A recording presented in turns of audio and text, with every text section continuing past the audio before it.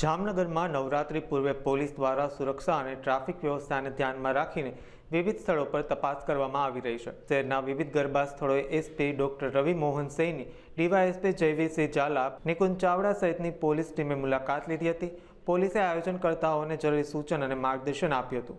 ટ્રાફિકમાં અવરોધ ન સર્જાય તે માટે એન્ટ્રી અને એક્ઝિટ ગેટ, પાર્કિંગ વ્યવસ્થા અને સુરક્ષા અંગે વિગતવાર ચર્ચા કરવામાં આવી હતી।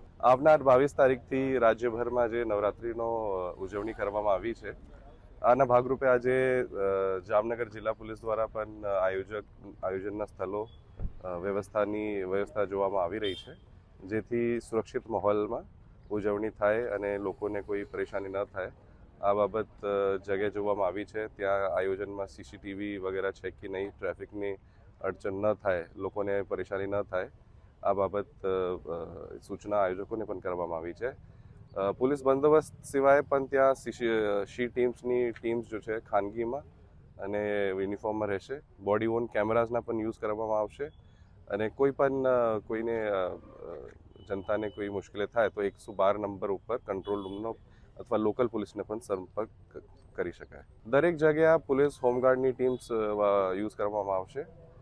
શી ટીમ્સ ખાસ દરેક આયોજન જગ્યાએ જે શેરી ગરબા હોય કે ચોક ગરબા અથવા કોમર્શિયલ ગરબા જે છે ત્યાં પાર્ટી પ્લોટમાં ત્યાં પણ શી ટીમ્સ રાખવામાં આવશે।